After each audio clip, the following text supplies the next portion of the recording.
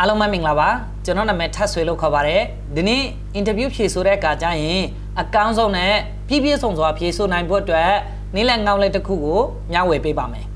ကျွန်တော်တို့ interview တော့ဖြေတဲ့အခါကျရင် interviewer တွေကမတူကွဲပြားတဲ့မေးခွန်းမျိုးတွေကိုမတူကွဲပြားတဲ့ပုံစံမျိုးဖြင့်မေးမြန်းတတ်ကြပါတယ်ဥပမာနဲ့ပြောမယ်ဆိုလို့ရှိရင်ကိုယ့်ရဲ့ behavior နဲ့ပတ်သက်ပြီးတော့မေးခွန်းမျိုးတွေမေးတတ်ကြတယ်ကိုယ့်ရဲ့ leadership skill တွေ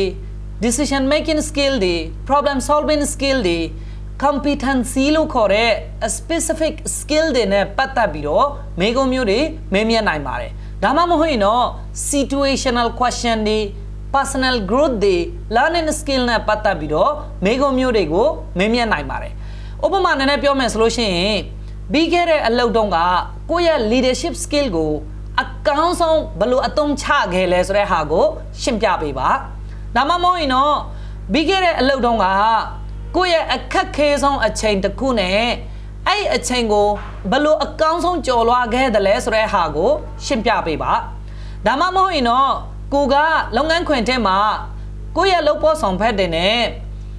disagree ဖြစ်တဲ့အကြောင်းအရာတစ်ခုခုပေါ်မှာ disagree ဖြစ်တယ်ဆိုလို့ရှိရင်ဘယ်လိုမျိုး handle လုပ်လဲ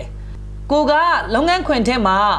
high pressure situation ကိုကြုံလာပြီဆိုလို့ရှိရင်ဘယ်လိုမျိုး handle လုပ်တတ်လဲဒီလိုမျိုးမေးခွန်းတွေကိုမေးလာပြီဆိုလို့ရှိရင်တော့ star method လို့ခေါ်တဲ့ဒီ method ကိုအသုံးချပြီးတော့အကောင်းဆုံးဖြေဆိုနိုင်ပါတယ် star ဆိုတာဘာလဲ S က situation လို့ခေါ်ပါတယ် T က task ပါ A က action ပါ R ကတော့ result ဖြစ်ပါတယ်ဆိုလိုချင်တာက interviewer ကမေးလာတဲ့မေးခွန်းကိုဒီ step ဆိုတဲ့ဒီအခန်းကဏ္ဍ၄ခု step ၄ခုနဲ့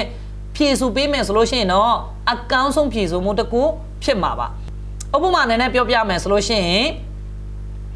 ကိုက interviewer ကိုလုပ်ငန်းခွင်ထဲမှာကိုယ့်ရဲ့အခက်ခဲဆုံးအချိန်ကိုဘယ်လိုအကောင်းဆုံးကျော်လွှားခဲ့တယ်လဲဆိုတဲ့ဟာကိုရှင်းပြနေတဲ့အချိန်မှာ first step မှာကိုကရှင်းပြရမှာကကိုယ့်ရဲ့အခက်ခဲဆုံးအချိန်ဆိုတာက situation ကိုရှင်းပြရမှာဖြစ်ပါတယ်ဘယ်အချိန်ဖြစ်သွားတာလဲဘယ်နေရာမှာဖြစ်သွားတာလဲဘာကြောင့်ဖြစ်သွားတာလဲဘယ် company မှာဖြစ်သွားတာလဲဆိုတဲ့အကြောင်းအရာကိုပြည့်ပြည့်စုံစွာရှင်းပြဖို့လိုတယ်ဒုတိယ step မှာ task လို့ခေါ်တဲ့ဒီဖြစ်စဉ်မှာကိုယ့်ရဲ့ roles ကပါလဲကိုယ့်ရဲ့အခန်းကဏ္ဍကပါလဲတတိယ step အနေနဲ့ကိုကဒီပြဿနာကိုဖြေရှင်းဖို့အတွက်ဘယ်လို action ယူခဲ့တယ်လဲဘယ်လို strategy ကိုသုံးခဲ့တယ်လဲဆိုတဲ့ဟာကိုရှင်းပြဖို့လိုတယ်နောက်ဆုံး step အနေနဲ့ကိုကဒီ action ယူလိုက်လို့ဒီပြဿနာကိုဖြေရှင်းလိုက်လို့ဘယ်လို result မျိုး impact မျိုးရခဲ့တယ်လဲဆိုတာကိုရှင်းပြပေးဖို့လိုအပ်ပါတယ်ဒီလိုမျိုး star method နဲ့ဆိုလိုချင်တာကဒီလိုမျိုး star method နဲ့ရှင်းပြမယ်ဆိုလို့ရှိရင်လက်ရှိကိုကြုံခဲ့တဲ့ဖြစ်စဉ်ကပြဿနာကဘာလဲအဲ့ပြဿနာမှာကိုယ့်ရဲ့အခန်းကဏ္ဍကိုယ့်ရဲ့ roles ကဘာလဲကိုကဒီပြဿနာကိုဖြေရှင်းဖို့အတွက်ဘယ်လို action ယူခဲ့တယ်လဲပြီးရင်ဘယ်လို result တွေထွက်လာခဲ့တယ်လဲဆိုတဲ့ဟာကိုရှင်းပြပေးမယ်ဆိုလို့ရှိရင်တော့အကောင်းဆုံးပြည့်ပြည့်စုံသောရှင်းပြမှုတစ်ခုဖြစ်မှာပါဆိုတော့ဒီ star method ကိုကျွန်တော် interview ဖြေဆိုတဲ့အခါကျရင် written